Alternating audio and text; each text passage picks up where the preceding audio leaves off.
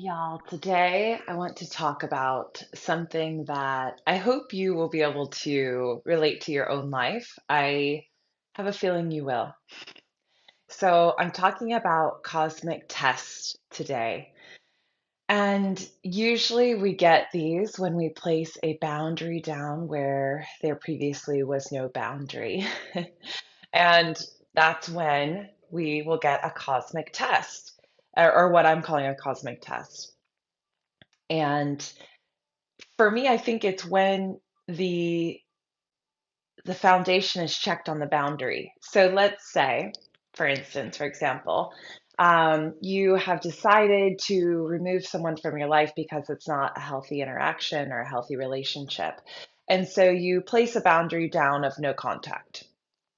And let's say you even inform the person or you block them or something like this. And I think the universe is a very hilarious way of cosmically testing us and saying, do you really mean it? And then you'll find as soon as you place that boundary down, and sometimes it's even just energetically, you don't actually take any physical action to block or inform the person that they're blocked and you don't want to communicate with them. The cosmic test comes in and is like, are you sure? And you'll see they reach out, or they send a sweet message, or they send you flowers, or they reach out to you through another medium if they've been blocked in a certain realm. And if you're anything like me, which is human, sometimes you think, oh, is this is this a sign that they're meant to be in my life and that I shouldn't have placed the boundary, or what is happening here? And for me, I've usually always been able to decipher through time only. Time is the best teacher for me with this, that those are foundation checkers, those are cosmic tests to make sure you really meant what you said. And also, it is the universe still recalibrating to your new choice, to your new preference. And so, this is an interesting concept to think about as well. Let's say I don't want to communicate with this person anymore. I don't want to be in a relationship with this person anymore. And there's boundaries placed down, and there's awareness of contrast that I no longer wish to experience in relationship.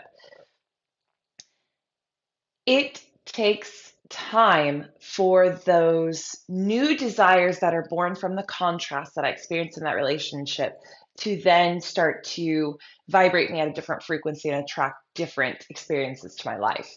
So, and this is actually a beautiful blessing, and Abraham Hicks speaks about this when they say, if every moment you had a desire, you received it, it would be chaos.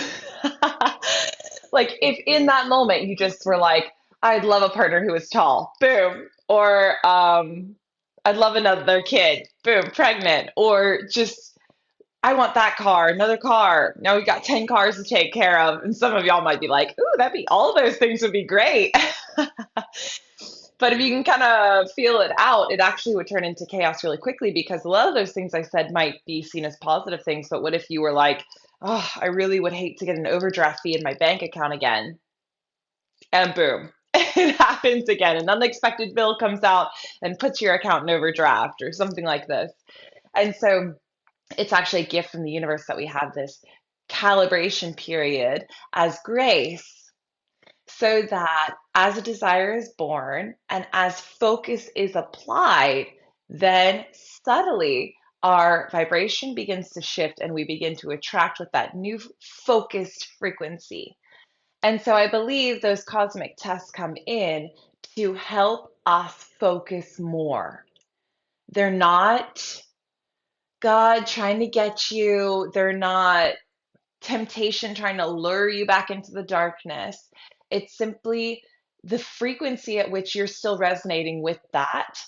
And as it comes up, or let's say as the X reaches out again, it's another opportunity for you to strengthen the new desires and to focus on that instead of spiraling or which is what I see a lot of clients do, or going into this sort of obsessively questioning mode of should I be with this person? Did I make a mistake?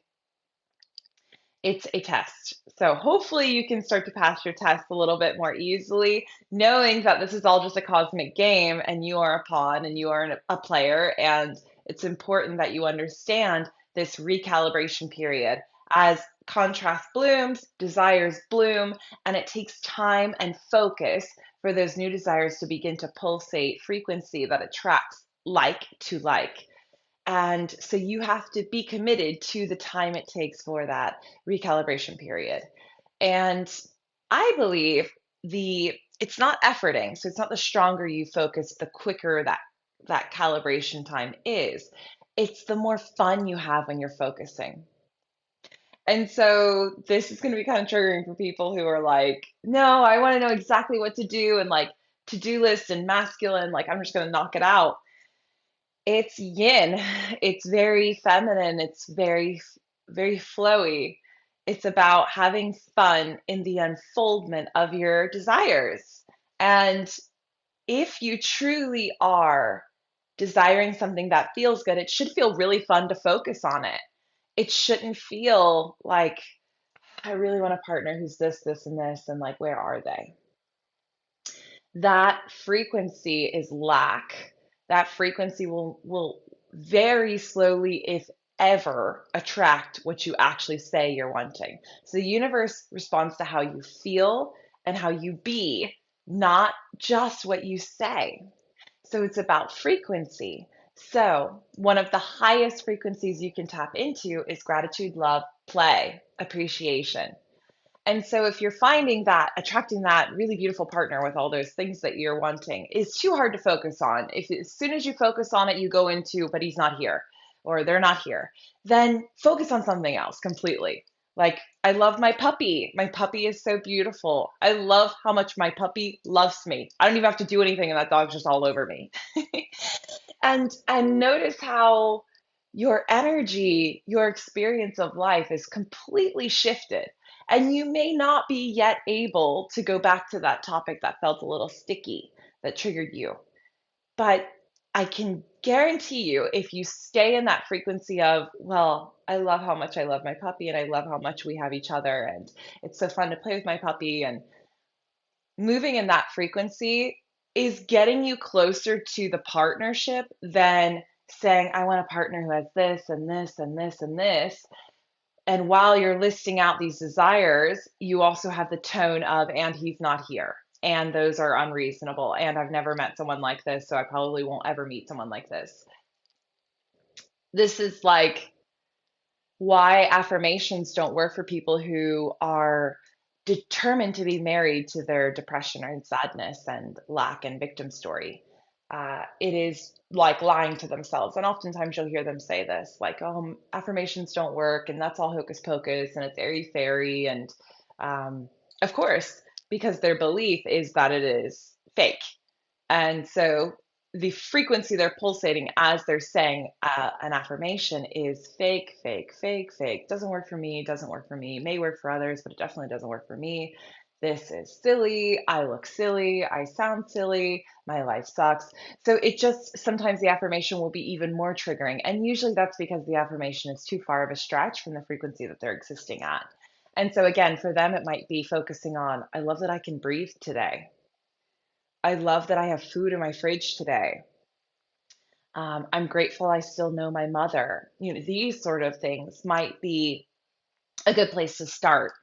And it's always going back to the simple when you are in that lack place or in a frequency that just isn't supportive for your dreams and your manifestations.